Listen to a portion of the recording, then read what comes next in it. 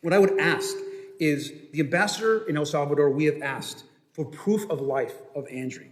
He has had no access to lawyers or family since he has been taken over a month now. No one knows if he's even alive. His mother just wants to know if he is alive. So my ask to you, is, Madam Secretary, is the same that I asked the ambassador. Can we do a proof of life check on Andre just to see if he is alive?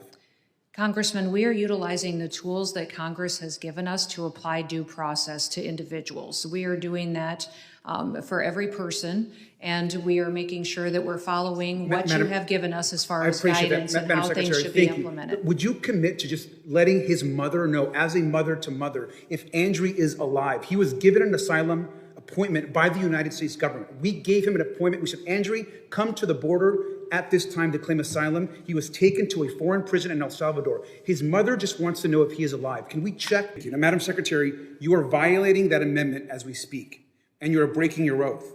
You are deporting people, and the department is deporting people without due process. We cannot deport U.S. citizens. Without due process, there is nothing that Donald Trump could essentially be stopped in grabbing people off the street. That's happening today. Now, maybe someone in government might not like your tattoos. Maybe they don't like how somebody votes. Maybe they don't want to see how someone represents your constituents in Congress. But if you can't see a judge, no one can protect you. And I hope that you and I and everyone here can agree with that. And apparently, not even the Supreme Court actually matters when it comes to the case, of course, of Garcia.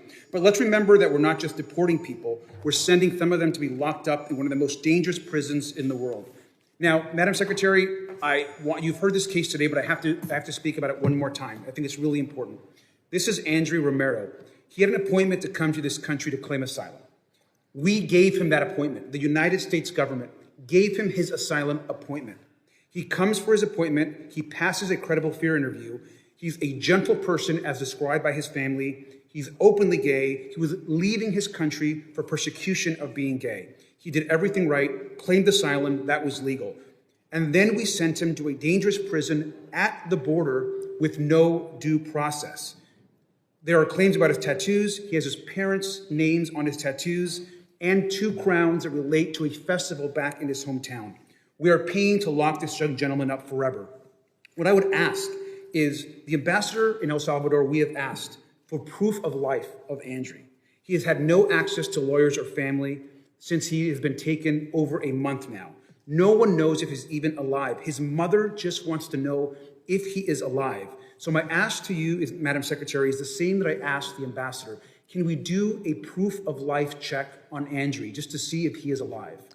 Congressman, we are utilizing the tools that Congress has given us to apply due process to individuals. We are doing that for every person, and we are making sure that we're following what you have given us as far as guidance and how things should be implemented. Would you commit to just letting his mother know, as a mother to mother, if Andre is alive? He was given an asylum appointment by the United States government. We gave him an appointment. We said, Andre, come to the border at this time to claim asylum. He was taken to a foreign prison in El Salvador. His mother just wants to know if he is alive. Can we check and do a wellness check on him? Our asylum applications are different than the granting of asylum, and I don't know the specifics of this individual case.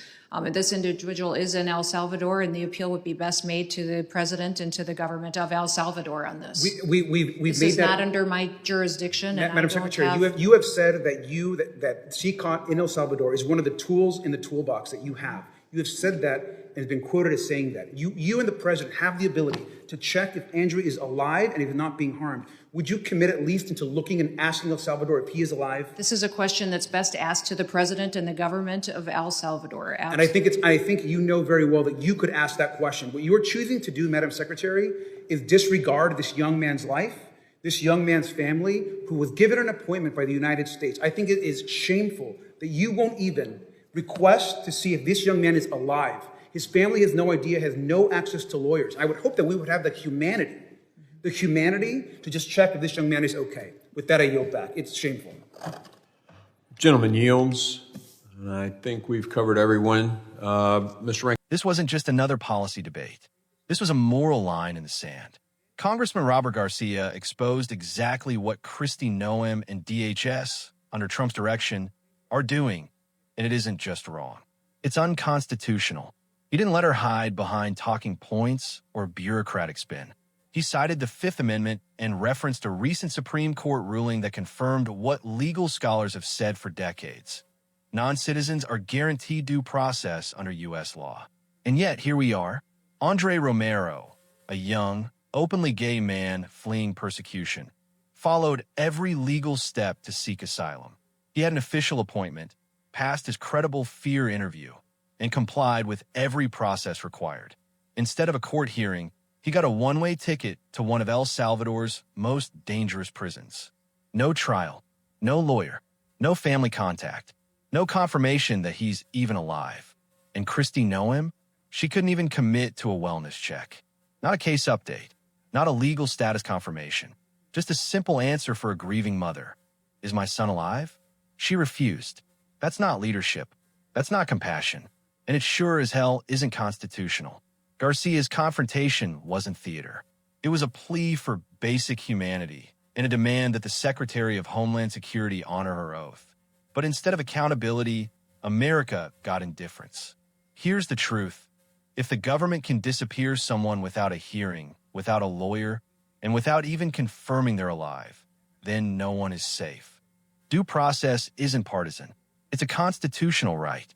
When that right is shredded to serve an extremist agenda, we all lose. So if you believe due process matters, hit the like button. If you believe compassion should still have a place in American policy, subscribe to Liberal Lens. And turn on the bell, because this fight isn't over. More hearings are coming. More truths are coming to light. And we'll be right here, breaking it down, calling it out, and standing up for what's right.